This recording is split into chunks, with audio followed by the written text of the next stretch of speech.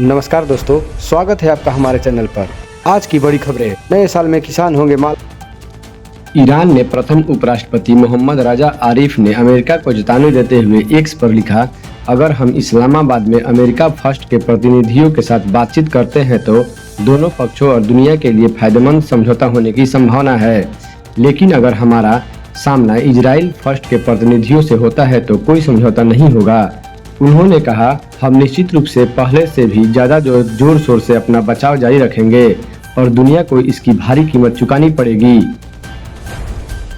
बिहार में खरमास बाद नई सरकार बनने की चर्चा है।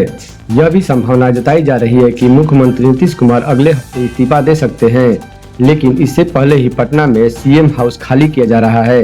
नीतीश कुमार का सामान एक अणे मार्ग से 7 सर्कुलर रोड में शिफ्ट किया जा रहा है। अब 7 सर्कुलर रोड में ही सीएम नीतीश कुमार का नया ठिकाना होगा। पश्चिम बंगाल विधानसभा चुनाव 2026 जीतने के लिए भारतीय जनता पार्टी ने अपनी पूरी ताकत झोंक दी है। शनिवार को बकुंठा जिले के ओंगडा में एक विशाल चुनावी जनसभा को संबोधित करते हुए केंद्रीय गृह मंत्री अमित शाह ने ममता बनर्जी की तृणमूल कांग्रेस पर तीखा प्रहार किया। अमित शाह ने सीधे शब्दों में कहा है कि बंगाल में भाजपा की सरकार बनते ही तृणमूल कांग्रेस के सिंडिकेट राज को हमेशा के लिए दफन कर दिया जाएगा। उन्होंने बंगाल की कानून व्यवस्था और घुसपैठ के मुद्दे पर भी कड़ा रुख अपनाया। सीएम नीतीश कुमार के राज्यसभा सांसद बनने पर विपक्ष हमलावर है। नेता प्रतिपक्ष तेजस्वी यादव ने कहा था, सीएम राज्यसभा का शपथ लिए हैं, पीएम पद की थोड़ी न लिए हैं। तेजस्वी यादव ने इस बयान पर आज मंत्री अशोक चौधरी ने पलटवार किया है। एयरपोर्ट पर मीडिया ने अशोक चौधरी के इसी बयान से जुड़ा सवाल किया, जिसे सुनते ही वे भड़क गए।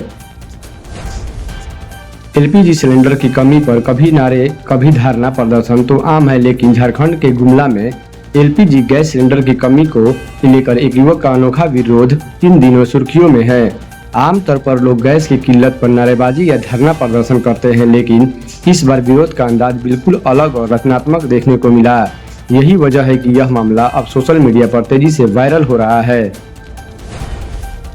पश्चिम बंगाल विधानसभा चुनाव 2026 के पहले चरण के मतदान से ठीक पहले हुमायूं कबीर और उनकी पार्टी आम जनता उन्नत पार्टी की मुश्किलें बढ़ती जा रही है। All India Majlis A Ittehadul Muslimeen chief of Owaisi के झटके से भी अभी हुमायूं कबीर उबर नहीं पाए थे कि प्रदेश अध्यक्ष ने भी इस्तीफा दे दिया। इस तरह हुमायूं कबीर अब चीफ मझार में अकेले रह गए हैं। उत्तर 24 परगना जिले में बसीरहाट दरबार शरीफ में के प्रभावशाली पीरजादा खोबयान अमीन ने शनिवार को पार्टी और स्टेट प्रेसिडेंट पद से त्यागपत्र दे दिया। पश्चिम बंगाल विधानसभा चुनाव 2026 के बीच मुख्यमंत्री ममता बनर्जी ने शनिवार को एक ऐसा खुलासा किया जिससे सियासी गलियारों में हड़कंप मचा दिया है। पश्चिम मेदिनीपुर के केसियारी में एक चुनावी रैली को संबोधित करते हुए ममता बनर्जी ने सीधा आरोप लगाया है कि भारतीय जनता पार्टी ने निर्वाचन आयोग के साथ मिलकर भवानीपुर सीट से उनकी उम्मीदवारी रद्द करने का गहरी साजिश रची थी। उन्होंने कहा है कि उनके खिलाफ झूठे मामले दर्ज करवाकर उन्हें चुनाव से बाहर करने की कोशिश की गई, लेकिन जनता के आशीर्वाद ने इन्हें नाकाम कर दिया। पश्चिम बंगाल की राजनीति का केंद्र अगर कोलकाता है तो इसकी औद्योगिक धड़कन आसनसोल है। राज्य का दूसरा सबसे बड़ा शहरी केंद्र हिंदी भाषी प्रभाव वाला औद्योगिक क्षेत्र है। आसनसोल दक्षिण विधानसभा सीट वर्ष 2008 के परिसीमन के बाद अस्तित्व में आया। अब यह सीट बंगाल की सबसे हाई प्रोफाइल सीटों में एक है। बंगाल विधानसभा चुनाव 2026 की घोषणा के बाद से ही यहाँ के सियासी अखाड़े में दाव पेच और आंकड़ों का खेल शुरू हो गया है। बिहार और झारखंड से जुड़े उन लाखों लोगों के लिए जिनकी जड़ें इस कोयलांचल में है, यह चुनाव अत्यंत महत्वपूर्ण है। ईरान के प्रतिनिधिमंडल अमेरिका के साथ होने वाले शांति वार्ता के लिए आज सुबह पाकिस्तान पहुंचा और जिस विमान में उसे नाम दिया गया था मिनाब 168।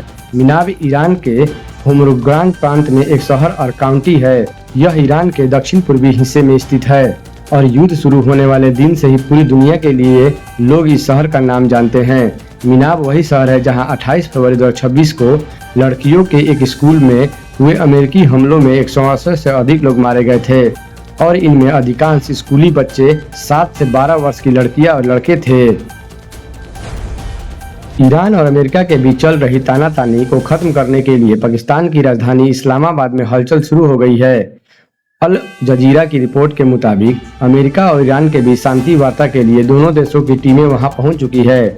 अमेरिकी टीम में उपराष्ट्रपति जेडी वेंस, विशेष दूत स्टीव विटकोफ और डोनाल्ड ट्रंप के दामाद जेरेड कुशनर शामिल है। वहीं ईरान की टीम की कमान वहां की संसद के स्पीकर मोहम्मद बागेर गलिबाफ संभाल रहे हैं।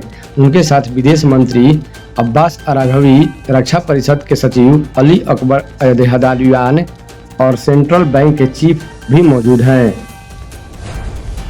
इस्लामाबाद में ईरान के साथ होने वाली अहम शांति वार्ता से ठीक पहले अमेरिका ने मिडिल ईस्ट में अपनी ताकत बढ़ा दी है। अमेरिकी उपराष्ट्रपति जेडी वेंस ने इस बातचीत के लिए पाकिस्तान पहुंचे हैं, लेकिन दूसरी तरफ अमेरिकी सेना की हलचल तेज हो गई है। वॉल स्ट्रीट जर्नल के रिपोर्ट के मुताबिक क्षेत्र में अमेरिकी लड़ाकू विमान और हमलावर एयरक्राफ्ट पहुंच चुके हैं। इसके अलावा आने वाले कुछ दिनों में 22वीं एयरबोर्न डिवीजन के 1500 से 2000 सैनिक तैनात किए जाएंगे। ईरान और अमेरिका इजराइल के बीच चल रहे युद्ध के बीच एक बड़ी खबर सामने आ रही है। द न्यूयॉर्क टाइम्स की रिपोर्ट के मुताबिक ईरान ने दुनिया का सबसे महत्वपूर्ण समुद्री रास्ते स्ट्रेट ऑफ हार्मुज को, जो समुद्री बारूदी सुरंगें बिछाई थी, अब वह खुद उन्हें ढूंढ नहीं पा रहा है। इस तकनीकी खराबी और जानकारी की कमी की वजह से इन रास्तों को दोबारा पूरी तरह खोलने में देरी हो रही है। अमेरिकी अधिकारियों ने बताया है कि ईरान के पास इस सुरंगों को हटाने की जरूरत तकनीक कभी नहीं थी।